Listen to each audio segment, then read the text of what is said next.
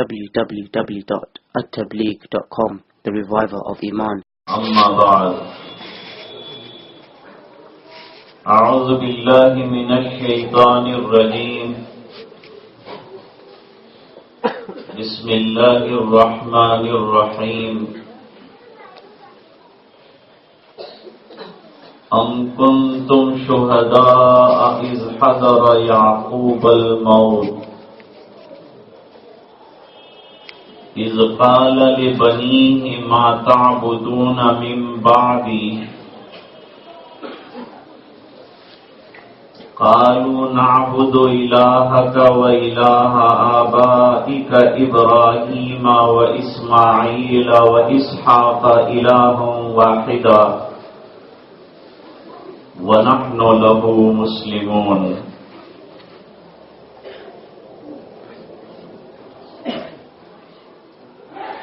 صدق اللہ مولانا العظیم. اللہم صل علی سیدنا محمد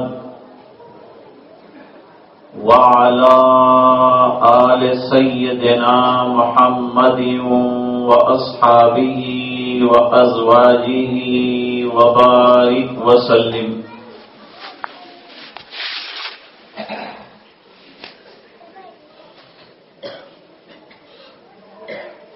بزرگوں،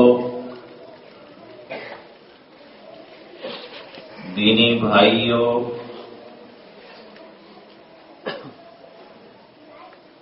اور خانوادہ نشیمن کے کارکنان، ذمہ داران اور عزیز بچوں،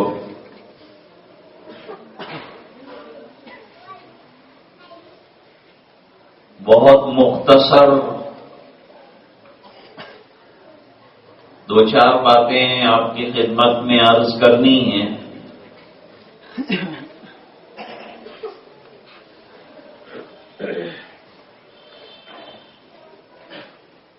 جب حضرت یعقوب علیہ السلام کے وصال کا وقت آیا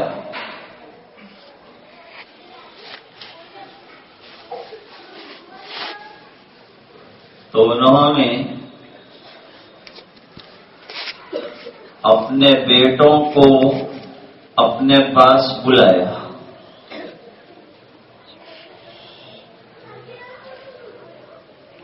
یہ وقت بڑا کٹھن وقت ہے، بڑا عجیب و غریب کشمکش کا وقت ہے کہ جانے والا جا رہا ہے، اس فانی دنیا کو چھوڑ رہا ہے،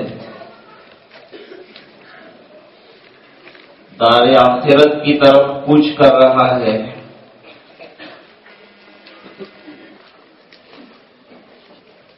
ایسے وقت میں انسان حواس باختہ ہوتا ہے، اس کے ہوش حواس درست نہیں ہوتے، اور وہ اپنی اولاد کی دنیا کے بارے میں، اپنے بچوں کے بارے میں، اپنی بیوی کے بارے میں شاید فکر مند ہوتا ہو.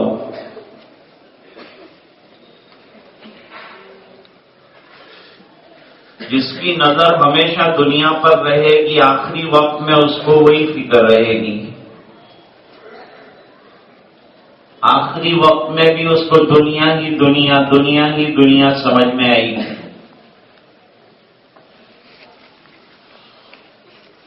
لیکن حضرات انبیاء علیہم السلام کا مشن جو ہوتا ہے وہ بڑا عجیب و غریب مشن ہوتا ہے، وہ اخروی مشن ہوتا ہے. ان کے سامنے ہمیشہ آخرت رہتی ہے اور فکر آخرت رہتی ہے. اور یہی فکر آخرت لوگوں کے اندر پیدا ہو جائے، خوف خدا آ جائے، زندگیوں میں ایمان آ جائے، اللہ کا ڈر آ جائے، عقیدے صحیح ہو جائیں، توحید کا خیال آ جائے، یہ ان کی ادھیڑ پن، یہ ان کی محنتوں کا خلاصہ ہوتا ہے۔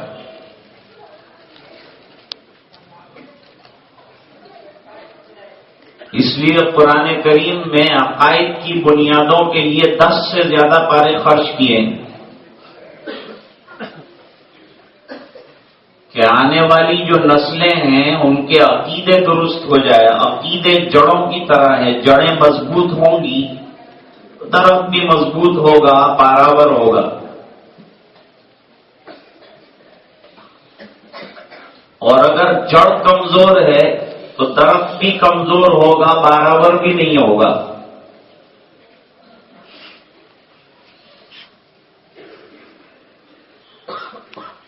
تو حضرت یعقوب علیہ السلام دنیا سے جا رہے ہیں،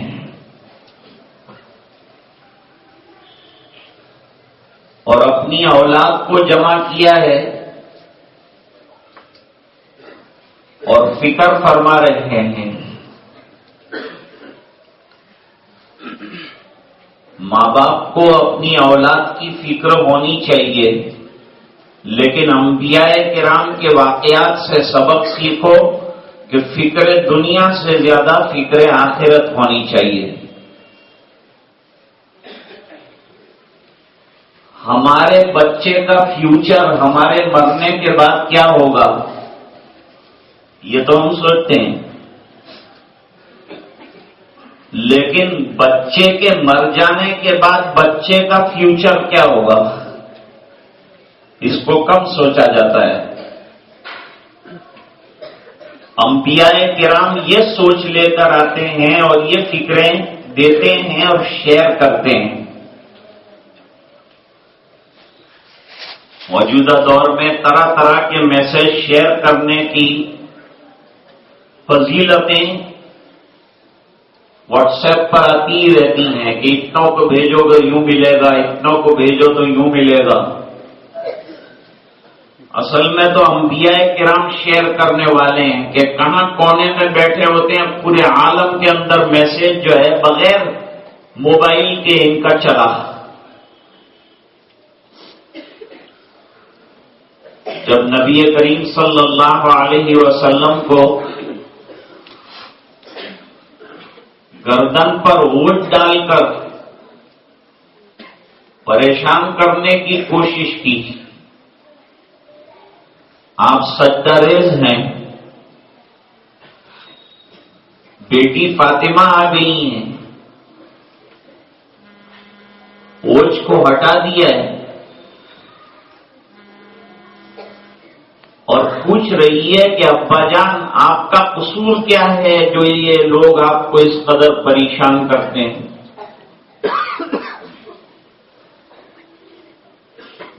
جواب دیا کہ بیٹا میں ان کو آخرت کی طرف اور جنت کی طرف بلاتا ہوں، جو ہمارا اصلی گھر ہے اس کی دعوت دیتا ہوں جو ان کو گوارا نہیں۔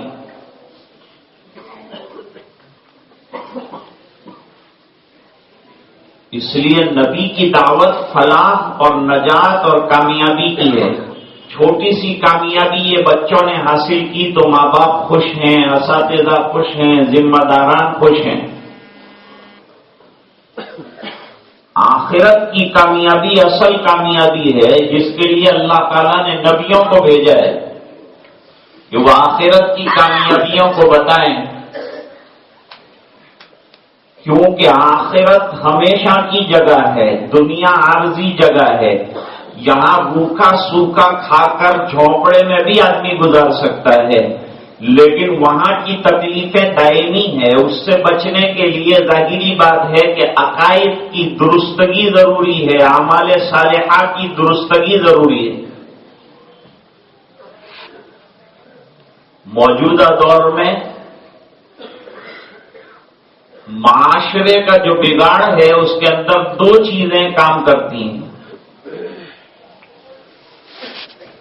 ایک تو آج ہماری زندگیوں میں بے عملی بہت زیادہ آ گئی. ہم باتیں عمل کی سنتے ہیں لیکن عمل نہیں ہے زندگی میں. نبیوں کی زندگیاں جتنا کہتے تھے اس سے زیادہ عمل کر کے بتلانے کی ہوتی تھی، اس لیے اللہ ان کے دعوت کو بھی کامیاب فرماتے تھے اور جو ان کے ساتھ چلتے تھے وہ بھی پکے رہتے تھے. پہلی کمزوری ہماری موجودہ دور کی یہ ہے کہ ہم باتیں بہت کرتے ہیں، عمل نہیں کرتے. صحابہ بات کم کرتے تھے، عمل زیادہ کرتے تھے. دوسری چیز جو معاشرے کو بہت زیادہ نقصان پہنچاتی ہے وہ رسموں کی پابندیاں ہیں. شادی بیاہ کے اندر رسموں کی کثرت نے ہمارے جیب اور فضول خرچیوں نے ہمارے جیب بھی خالی کر دیے اور جو فضول خرچ ہوتے ہیں ان کے دماغ بھی خالی ہو جاتے ہیں. ان کو کوئی بات پلے نہیں پڑتی. سمجھانے والے سمجھاتے ہیں تو بات ان کو سمجھ میں نہیں آتی. تو دو چیزوں کی معاشرے کو درست کرنے کے لیے شدید ضرورت ہے. ایک تو یہ کہ بے عملی اور بے دینی کو چھوڑا جائے اور دوسرا رسوم کی پابندی کے بجائے سنتوں کی پابندی کی جائے. زندگیوں میں سنتوں کو داخل کیا جائے. یہ چھوٹے بچوں نے آداب کیا ہے؟ وہ سنتیں تو ہیں جو سرکار نے سونے کی، کھانے کی، بیٹھنے کی، اٹھنے کی تمام چیزوں کی بتائی ہیں. پوری زندگی دین ادب کا نام ہے. الدین کلہ ادب. پورا دین آداب سے بھرا ہوا ہے. تیسری ہماری کمزوری یہ ہے کہ جب سے رسموں کی اور فضولیات کی ہم نے دم پکڑ لی تب سے سنتوں کا دامن چھوٹ گیا، سیرت کا دامن چھوٹ گیا. ہم نقل کرتے ہیں تو سرکار کو چھوڑ کر دوسروں کی زندگی کو اپنے سامنے رکھتے ہیں. بہرحال نبیوں کی جو فکریں ہیں وہ نشیمن والے جو ہیں وہ بچوں میں پھیلانا چاہتے ہیں اور یہ فکر بہت بڑی فکر ہے جس کو لے کر یہ لوگ چلے ہیں. اور مجھے مولانا عبداللہ صاحب نے ملاقات کرائی چند ائمہ سے جو ایسے دیہاتوں میں کام کرتے ہیں کہ اگر ان دیہاتوں میں ایک دن خالی ہم کو قیام کرنے کے لیے کہا جائے تو ہم نہیں کر سکتے. اکتا جائیں گے، گھبرا جائیں گے. لیکن یہ کام کے میدان ہیں. ان میدانوں کو ہموار کرنا ہے. یہاں جو نسلیں پنپ رہی ہیں ان تک جو ہے دین کے لقمے پہنچانا ہے. عقائد کی صحت کی باتیں ان تک پہنچانا ہے. یہ بہت زیادہ ضروری ہے. دین عقائد کی بنیاد پر کھڑا ہوتا ہے اور اعمال کی بنیاد پر پنپتا ہے. عقیدے مضبوط ہوں گے تو اعمال اچھے آئیں گے اور عقیدوں میں کمزوریاں ہوں گی تو اعمال خستہ ہوں گے. نبیوں کے عقیدے انتہائی طور پر پختہ ہیں تو اللہ تعالی نے ان کے اعمال بھی اتنے پختہ رکھے اور ان کا عمل اتنا پختہ کہ جو دیکھے گا ان کی نقل شروع کر دے گا، ان کے عمل سے متاثر ہوگا. ہمارے عمل سے لوگ متاثر نہیں ہوتے اس بنا پر کہ ہماری زندگیاں عمل سے معاون نہیں ہیں. حضرت یعقوب علیہ السلام نے اپنی اولاد کو جمع کیا. اب دیکھیے کہ کیا فکر کر رہے ہیں. یہ اصل فکر ہے جو نشیمن لائبریری جس کو اب جو ہے ایک وسیع کتب خانے کی ضرورت ہے جس سے آپ تمام حضرات استفادہ کر سکیں اور کتب بینی کر سکیں. دو چیزوں کی ضرورت ہے. کتب بینی یعنی اللہ والوں کو دیکھنا بھی ضروری ہے اور کتابوں کو دیکھنا بھی ضروری ہے. کتب بینی بھی چاہیے اور کتب بینی بھی چاہیے. اس وقت دنیا میں مسلمان جو ہیں روزانہ کی اوسط کے اعتبار سے دیکھا جائے تو سال میں 1.5 صفحہ پڑھتا ہے، 1.5 صفحہ پڑھ رہا ہے، اور دنیا کی دوسری قومیں روزانہ 40 صفحے کے اعتبار سے پڑھ رہی ہے۔ ہم پورے سال میں مشکل سے ایک کتاب کوئی دین کی پڑھتے ہوں گے، جبکہ اوسط نکالا گیا دنیا میں پڑھنے والوں کا تو سال کی 40 کتابیں وہ لوگ دنیا کی پڑھ رہے ہیں۔ تو ہمارے لیے ضروری ہے کہ ہم مطالعہ کریں، اسٹڈی کریں، اور یہ اسٹڈی بھی دینی کتابوں کا کریں۔ دین آئے گا تو دین پڑھیں گے تو آئے گا، دین سنیں گے تو آئے گا، دین پریکٹس کریں گے تو آئے گا۔ اس لیے کتابوں سے ہمارا تعلق ہونا ضروری ہے، اور اس کے لیے ہر شہر میں ایک شاندار کتب خانہ ہونا چاہیے جہاں ہمارا کوئی وقت گزرے، جہاں اخبار بھی آپ کو مل جائیں گے اور رسائل دینیہ بھی مل جائیں گے اور مان نامے بھی مل جائیں گے، اور ہمارے مشائخ کی کتابیں جو علم سے لبریز ہے وہ بھی مل جائے گی۔ کتابیں آپ کو علم دے گی، علم آئے گا تو عمل بھی آئے گا۔ علم کے بغیر آدمی کوڑا رہتا ہے، پیاسا رہتا ہے، تشنا رہتا ہے۔ جب بچے جمع ہو گئے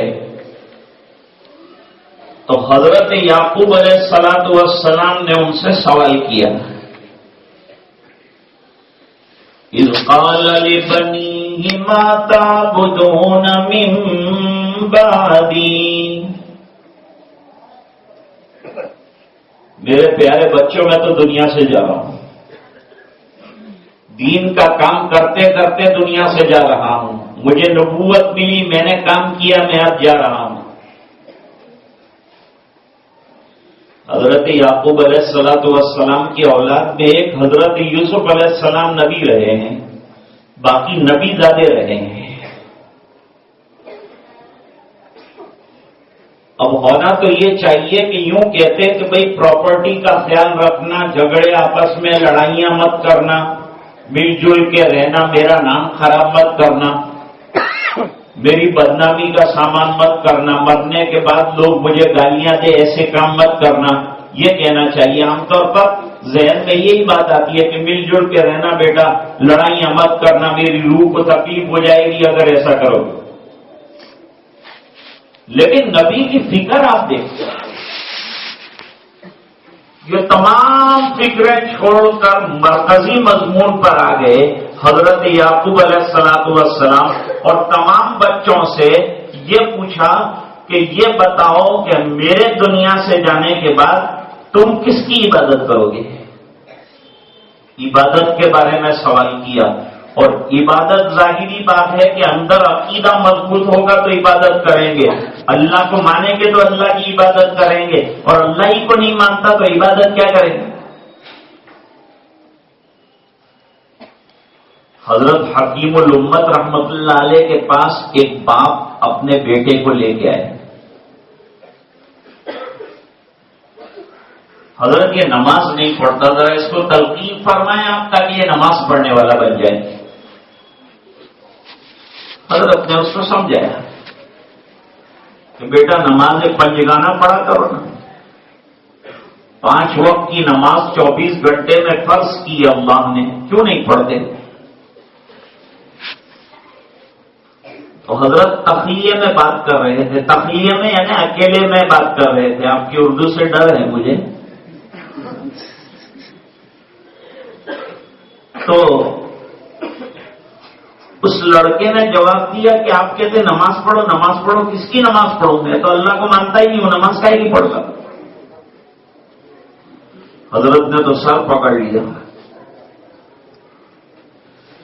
سر پکڑا اور باپ کو بلایا اور یوں کہا کہ تو اس کی نماز کے لیے رو رہا ہے، اس کا تو ایمان ہی پہلے سے نہیں، اس کا تو عقیدہ توحید ہی خراب ہو چکا ہے، تو نماز کاہے کا پڑھے گا؟ تو عمل کی دعوت دیتا ہے، اس کا عقیدہ ہی غلط ہے۔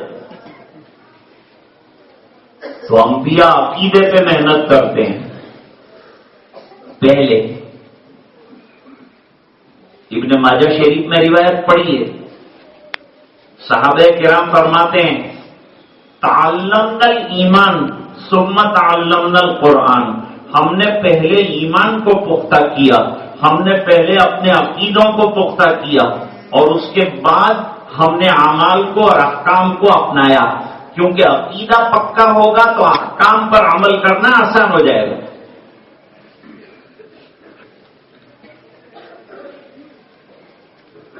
کس کی عبادت کرو گے؟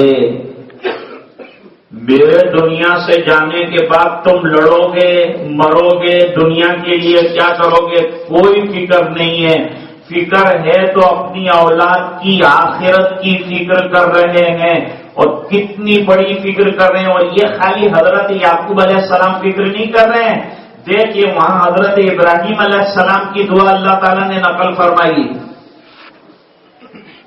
کیا کہتے ہیں؟ ذریت کا خیال رکھا ہے۔ ماں باپ کو اپنی اولاد کا خیال رکھنا ہے، اپنی ذریت کا خیال رکھنا ہے، ان کے عقیدوں کا خیال رکھنا ہے، ان کے ایمان کا خیال رکھنا ہے، کیونکہ اس کے بارے میں اللہ کے یہاں جواب بھی دینا ہے۔ اس لیے ان کو آداب سکھانا، ان کو دین سکھانا، ان کے عقیدوں کی پختگی کا خیال رکھنا، یہ فرض کے درجے میں ہے ماں باپ کے واسطے۔ حضرت ابراہیم علیہ السلام فرما رہے ہیں رب اجعلنی مقیم الصلاۃ ومن ذریتی ربنا وتقبل دعاء۔ اے اللہ مجھے نماز کا پابند بنا دے۔ اب نبی تو کتنا نمازوں کا پابند ہوتا ہے، اس کے باوجود کہہ رہے ہیں کہ مجھے بھی نمازوں کا پابند بنا دے اللہ، اور میری آنے والی ضروریت کے لیے نہ میں دولت مانگتا ہوں، نہ میں دنیا مانگتا ہوں، نہ دنیا کی چیزیں مانگتا ہوں تو آخرت کی بھیک مانگتا ہوں، فکر عقبہ مانگتا ہوں، عقیدوں کی درستگی مانگتا ہوں، نمازوں کی صحت مانگتا ہوں۔ اس لیے حضرت ابراہیم علیہ السلام نے جب بیت اللہ کی بنیاد رکھ دی تو بیت اللہ کی بنیاد رکھنے کے بعد دعا کیا کی؟ ربنا وابعث فیہم رسولا منہم یتلو علیہم آیاتک وَيُعَلِّمُهُمُ الْكِتَابَ وَالْحِكْمَةَ وَيُزَكِّيهِمْ إِنَّكَ أَنْتَ الْعَزِيزُ الْحَكِيمُ۔ یہ فکر کا پہلو نبیوں کی کھول کر رکھ دیا کہ اللہ میری ذریت یہاں بسنے والی ہے، میری اولاد اور اولاد کی اولاد اور ان کی اولاد، ایک پورا جنریشن آگے رہنے والا ہے۔ اب یہ جنریشن ہے اللہ دین کے بغیر کیسا رہے گا؟ ارے حیوانوں کی طرح زندگی گزارے گا۔ اگر دین نہیں ہوگا تو انسان حیوان بن جاتا ہے۔ یاکلون کما تاکل الانعام والنار مثوی لہم۔ علم کے ذریعے سے، عمل کے ذریعے سے، عقیدوں کی درستگی کے ذریعے سے، فکر آخرت کے ذریعے سے انسان بنتا ہے۔ جس انسان کو اپنا مقصد زندگی پتہ نہ ہو، جسے اپنی منزل کا پتہ نہ ہو، تو گمراہی کے ساتھ اور جہالت کے ساتھ زندگی گزارے گا اور حیوانوں کی طرح زندگی گزارے گا۔ اس بنا پر اللہ تعالیٰ نے قرآن کریم میں کیا فرمایا؟ وَمَا خَلَقْتُ الْجِنَّ وَالْإِنسَ إِلَّا لِيَعْبُدُونَ۔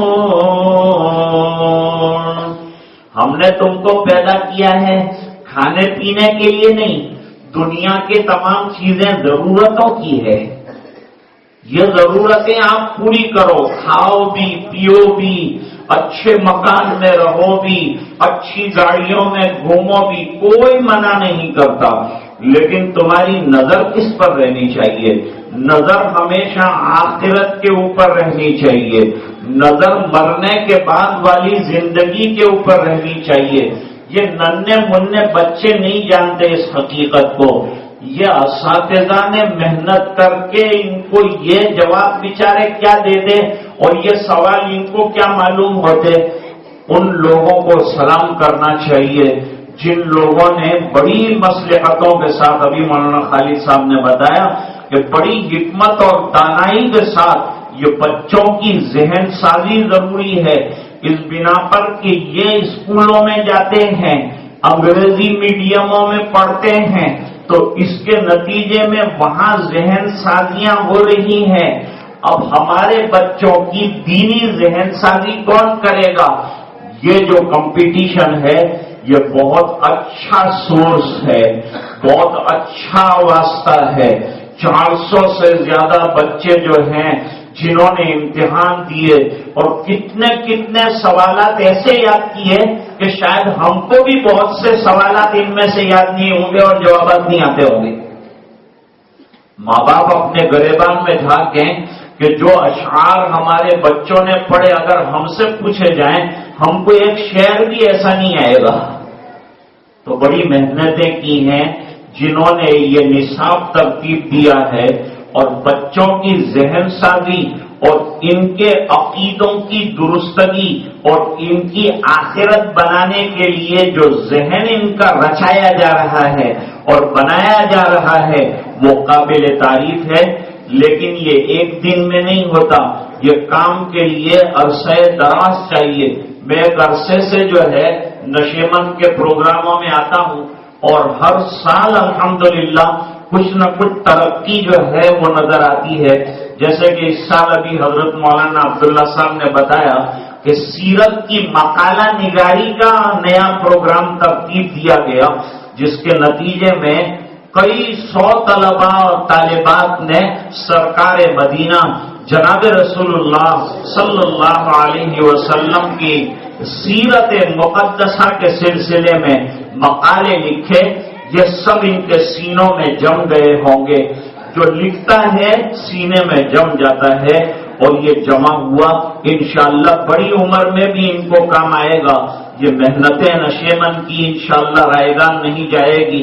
اور نشیمن کے ہر کارکن کو میں نے جو ہے فکر مند پایا اور ان کو فکر کرتے ہوئے دیکھا، اور مولانا عبداللہ صاحب کی ہمت افزائی اور ان کا ہاتھ مضبوط کرتے ہوئے دیکھا۔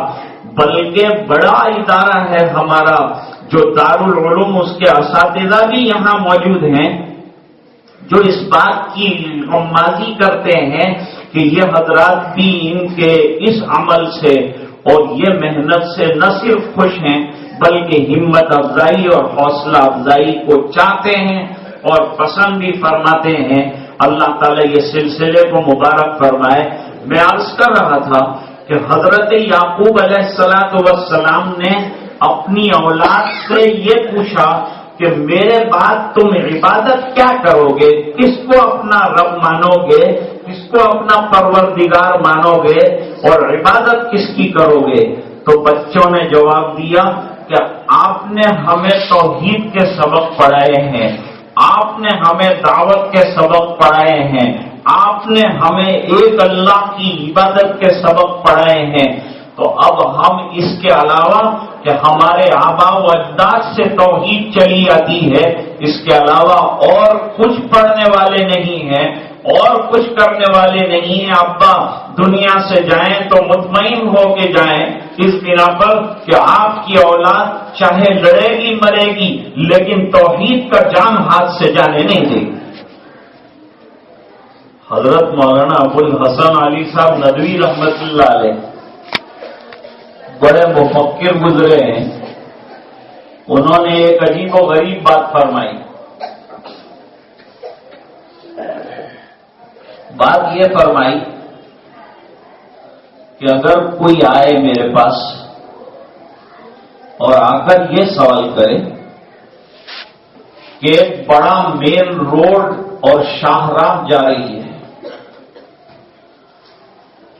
اور آنے جانے والے دیکھ سکے ایسا ایک بڑا ہورڈنگ، راستے کے اوپر ہوتے ہیں نا ہورڈنگ جس میں ایڈورٹائزمنٹ وغیرہ ہوتی، وہ لگانا ہے، تو وہ ہورڈنگ ہم لوگ لگانا چاہتے ہیں۔ وہ ہورڈنگ پر آپ آنے جانے والوں کو پیغام دیں تو کیا پیغام دیں گے کہ ہر آنے والے کو فائدہ ہو، جانے والے کو فائدہ ہو، پڑھے تو اس کو بات پلے پڑے، تو کوئی پیغام آپ دینا چاہیں تو کیا دیں گے؟ اور میں اگر مجھے اس کی اجازت مل جائے کہ ہورڈنگ پر کوئی مضمون لکھا جائے تو میں یہ آیت لکھواؤں گا، اِذْ قَالَ لِبَنِيهِ مَا تَعْبُدُونَ مِن بَعْدِي، کہ میرے بعد حضرت یعقوب علیہ السلام نے یوں سوال کیا تھا اپنی اولاد سے کہ تم عبادت کس کی کرو گے، تم پوجا کس کی کرو گے، تم سر کس کے سامنے جھکاؤ گے، تم عبادت کس کی کرو گے، طاعت کس کی کرو گے؟ فرماتے بس میں اتنی آیت کریمہ، پورے قرآن کریم میں کتنی نصیحتیں ہیں اور کتنی کام کی باتیں ہیں، لیکن یہ جنریشن کو ٹچ کرنے والی بات ہے کہ ہر ماں باپ یہ فکر اوڑھ لیں کہ میرے بعد میری اولاد مسجدوں کو آباد کرنے والی رہے، میرے بعد میری اولاد دین کو اپنے کندھے پر لے کر چلنے والی رہے، میرے جانے کے بعد میری اولاد کے عقیدے درست رہیں، میرے دنیا سے جانے کے بعد میرے گھر میں قرآن کریم کا چرچا رہے، گھر میں تلاوت کا نظام رہے، مجھے اپنی اولاد کو قرآن پڑھانا ہے، مجھے اپنی اولاد کو نماز سکھانا ہے، مجھے اپنی اولاد کو دین کی تعلیم دینا ہے۔ دنیا تو کسی طرح سے بھی نکل جائے گی اور دنیا تو کسی طرح سے بھی کما لیں گے، آگے بڑھیں گے، اس میں سمجھانے کی بھی ضرورت نہیں پڑے گی۔ اس لیے جتنے نبی آئے فکر آخرت لے کر آئے، فکر دنیا لے کر نہیں آئے، اس بنا پر کہ فکر دلانے کی اگر کوئی چیز ہے تو آخرت ہے، وہ ہمیشہ کی ہے، دائمی ہے۔ اس بنا پر یہ نسلوں کو یہ سمجھانا اور ان کے دماغ میں یہ بات بٹھانا کہ یہ زندگی کے بعد جو زندگی آنے والی ہے وہ اصل میں ہماری زندگی ہے، وہ ہمیشہ کی زندگی ہے، اور اللہ نے یہ زندگی ہمیں جو عطا فرمائی ہے اس زندگی کو بنانے کے لیے عطا فرمائی ہے۔ ہم اس زندگی کو ایسا خرچ کریں کہ ہماری آخرت بن جائے، ہماری عقبہ بن جائے، ہماری مرنے کے بعد کی زندگی بن جائے، قبر کے مراحل آسان ہو جائے، برزخ کی منزلیں سہل ہو جائے اور آخرت میں سرخرویاں نصیب ہوں، اور ماں باپ کو سرخرویاں نصیب ہوگی اولاد کی سرخرویوں سے۔ ظاہری بات ہے کہ وہ ایک چھوٹی سی بات ہے کہ جس نے بچوں کو قرآن کریم پڑھایا اور یاد کرایا، اللہ تعالی قیامت کے دن وہ ماں باپ کے سروں کے اوپر آفتاب سے زیادہ روشن تاج رکھیں گے۔ تو دیکھو اولاد کی وجہ سے ماں باپ کے بیڑے پار ہو رہے ہیں کہ نہیں ہو رہے ہیں؟ بلکہ اگر پیٹھ تھپ تھپائی یہ چھوٹے بچوں کی آپ نے، اور پیٹھ تھپ تھپائی کے ماشاءاللہ کیا یاد کیا ہے تو نے، اور یاد کرانے میں بھی مدد کی، تو حدیث شریف میں آتا ہے کہ اگر 10 آدمی رشتہ داروں میں سے حافظ قرآن کریم کے جہنم واصل ہونے والے ہوں گے تو اس کی وجہ سے اللہ تعالیٰ 10 جہنمی رشتہ داروں کو جنت میں لے جائیں گے۔ ایک بچے کے دیندار ہونے سے ماں باپ کی آخرت سنور رہی ہے، 10 اور لوگوں کی آخرت سنور رہی ہے، جس کی سفارش کرے ان کے کام بن رہے ہیں۔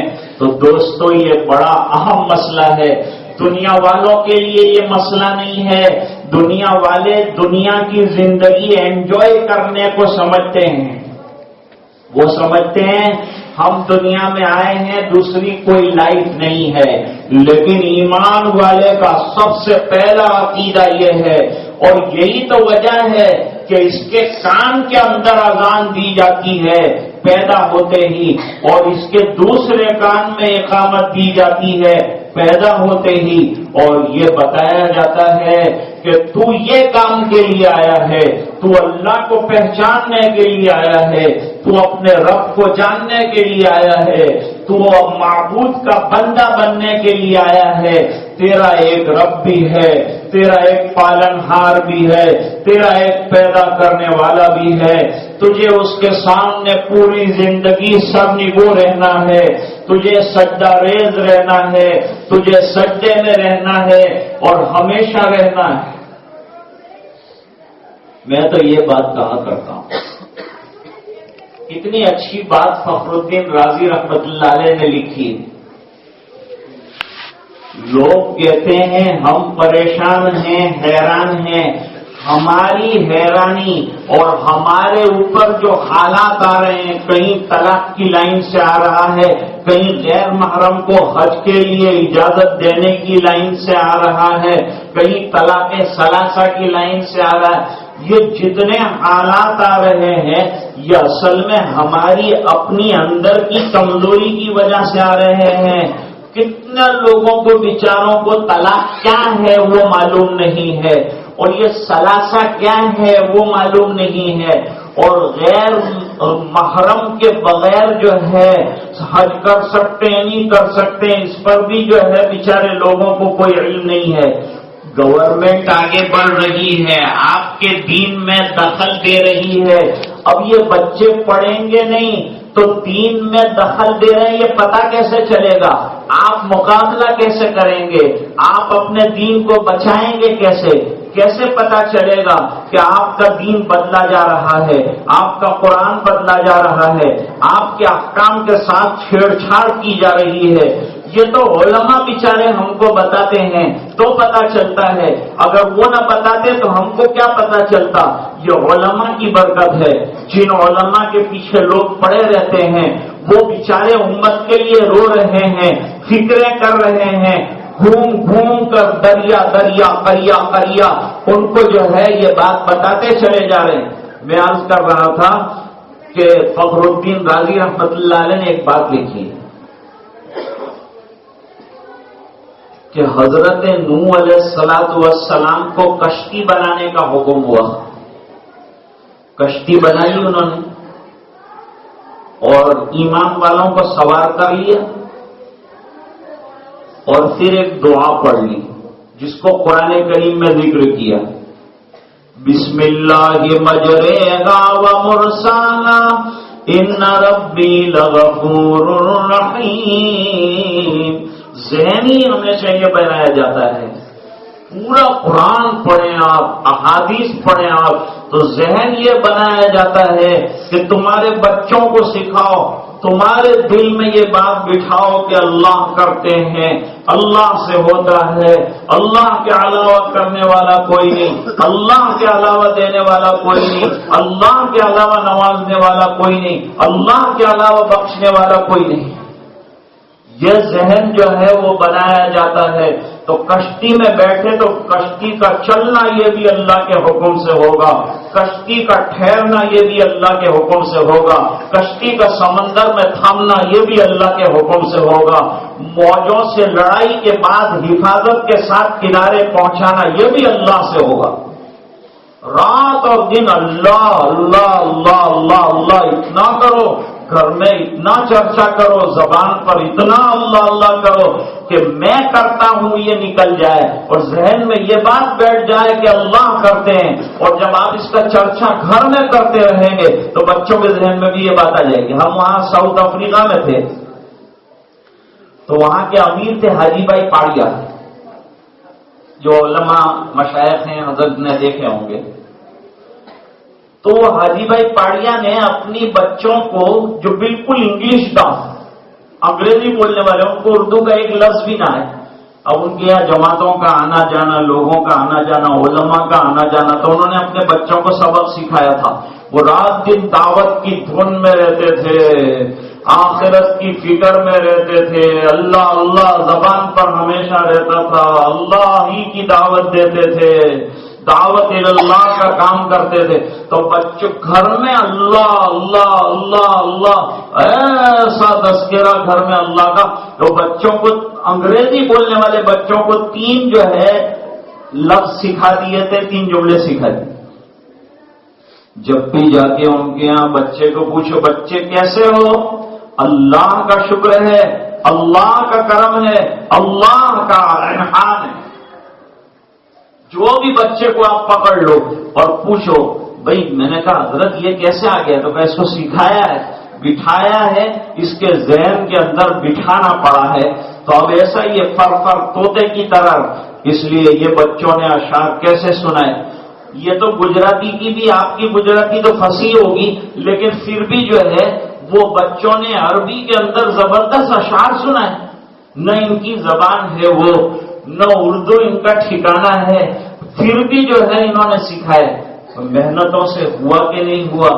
تو آدھی بسم اللہ پڑھی تو اللہ تعالیٰ نے جودی کے پہاڑ کے اوپر لے جا کر کشتی کو لنگر انداز کر دیا اور 90 افراد ایمان والوں کو بچا لیا. فخر الدین رازی رحمت اللہ علیہ کے اس جملے پر لوگوں نے قلم توڑ کر پھینک دی ہے کہ اس کا کوئی جواب نہیں کہ کیا بات لکھی ہے. آدھی بسم اللہ پر جب پوری دنیا کا سیلاب ہوتے ہوئے اللہ نے نوح علیہ السلام کی کشتی کو پار لگایا تو پوری بسم اللہ جس امت کو ملی ہے اس کا بیڑا کیوں پار نہیں ہو سکتا؟ تو اللہ چاہے تو سب آسان ہے. بات رہ جائے گی بیچ میں. میں کہہ رہا تھا واٹس ایپ پر اس کو پہنچاؤ تو یوں ہوگا اور پہنچاؤ تو یوں ہوگا. میرے سرکار نے مار کھا کے پہنچایا ہے، میرے سرکار نے قربانیاں دے کر پہنچایا ہے. بدر کے اندر خون بہایا ہے، احد کے اندر خون بہایا ہے. ارے وہ فاطمہ مت گھبرا، تیرے باپ کا دین ایسا چلے گا کہ دنیا کا کوئی کچا گھر باقی نہیں رہے گا جہاں باپ کا کلمہ نہ پہنچے اور اللہ کا دین نہ پہنچے، اور کوئی پکا گھر نہیں رہے گا. اور علماء نے لکھا کچے گھر سے مراد دیہات ہیں، ولیجز ہیں، اور پکے گھر سے مراد بڑے بڑے شہر ہیں. دنیا کے ہر گھر میں تیرے باپ کا نام پہنچ کر رہے گا. نہیں تھا موبائل کا زمانہ، وہ فکریں تھی آخرت کی، وہ راتوں کا رونا تھا، وہ تڑپ تھی. اس بنا پر اللہ تعالیٰ نے یہ مضمون کو پہنچایا. آج ہم الحمدللہ انہی بزرگوں کی محنتوں کے نتیجے میں مسلمان بن کے بیٹھے ہیں اور یہ تمام فکریں کر رہے ہیں. اللہ تعالیٰ نشیمن لائبریری اور ان کے جتنے ذمہ داران ہیں ان تمام کو جزائے خیر عطا فرمائے، ان کو مزید ہمتیں عطا فرمائے. آپ کے کام کو، آپ کے تمام چیزوں کو اور آپ کی محنتوں کو اور مساعی جمیلہ کو میں سلام پیش کرتا ہوں اور دعا کرتا ہوں حضرت مولانا عبداللہ صاحب کو اللہ صحت عطا فرمائے. ان کے جتنے ساتھی ہیں اللہ تعالیٰ ان کو دن دگنی رات چگنی ترقی عطا فرمائے. باقی آپ تمام حضرات سے بھی یہ اپیل ہے کہ ان کے جتنے کارہائے نمایاں اور ضروری کام ہیں اس کے اندر ضرور مدد کرنا چاہیے. اگر ہم کچھ نہیں کر سکتے تو کم سے کم ٹانگ نہ کھینچیں، کام کرنے والوں کو کام کرنے دیں تو انشاءاللہ آپ کی دعائیں بھی رنگ لائیں گی. اللہ نے مال دیا ہے تو مال سے بھی مدد کیجیے، کیونکہ جنریشن کے سدھارنے کا مسئلہ ہے. ہماری اولاد ہی کے مستقبل کا اور ان کی آخرت کی فکر کر رہے ہیں، خالی اپنی بچوں کی فکر نہیں. آپ کے بچوں کو سینے سے لگا کر اپنا بچہ سمجھ کر ان کو بنانے کی اور ان کا مستقبل روشن کرنے کی فکر کر رہے ہیں. اور اطراف کے 80 دیہاتوں کے اندر کام کیا جا رہا ہے اور مختلف جو ہے کار اور مساعی اور کام ہو رہے ہیں. اللہ تعالیٰ وہ تمام کارکنان کو بھی قبول فرمائے، ان کے حوصلوں کو بلند فرمائے. اور دیکھنا کام جو کرنے والا ہوتا ہے اس کو حالات سے دوچار بھی ہونا پڑتا ہے. نہ گھبرائیں، آگے بڑھتے رہیں، کام کرتے رہیں تو انشاءاللہ راستہ ملتا رہے گا. بھائی جو چلے گا نہیں اس کو ٹھوکر نہیں لگنی ہے، ٹھوکر اس کو لگے گی جو چلے گا. آپ ان لوگوں کو مت دیکھو کہ جو آپ کی کمزور پہلوؤں پر نظر کرتے ہیں، مکھی کا بیچاری کا مزاج ہی یہ ہوتا ہے کہ پورے جسم کو چھوڑ کر زخم کے اوپر جا کر بیٹھ جاتی ہے. اپنا مزاج ایسا بنائیے کہ جس سے ہم ان کا حوصلہ بڑھا سکیں، ان کے اچھے کاموں کی پیٹھ تھپتکا سکیں، اور یہ جو کام ہو رہا ہے اس کو دل کھول کر سراہنا چاہیے. تمام ہی حضرات علماء کی طرف سے میں جو ہے ان کا شکریہ ادا کرتا ہوں، اور ان تمام والدین کی طرف سے جن کے بچوں نے اس میں شرکت کی ہے کمپٹیشن میں، اور کئی سوالات یاد کر کے دین کی بہت سی معلومات سے اپنے سینے کو بھر لیا ہے، اپنے دامن کو لبریز کر لیا ہے. اللہ تعالیٰ مزید ترقیات سے نوازے. حاضری کی وجہ یہ ہوئی کہ راندیر آئے یہ حضرات، مفتی غلام محمد صاحب دامت برکاتہم العالیہ، باوجود اس کے کہ کچھ معذوری تھی، بیمار تھے، پھر بھی راندیر تک تشریف لائے اور آ کر کے حکم دیا کہ ہر سال کی طرح جو ہے اس سال بھی یہ مبارک محفل کے اندر شرکت کرنے کی حکم دیا جا رہا ہے. تو اس کو منظور کیا، اور اسی کی بنیاد پر ان حضرات کی دعا اور توجہات کی برکت سے جو ہے آج یہاں حاضری ہوئی. مرکزی مضمون کا خلاصہ میرا یہ رہا کہ حضرت یعقوب علیہ الصلوۃ والسلام نے فکر آخرت اپنی اولاد کی ہے.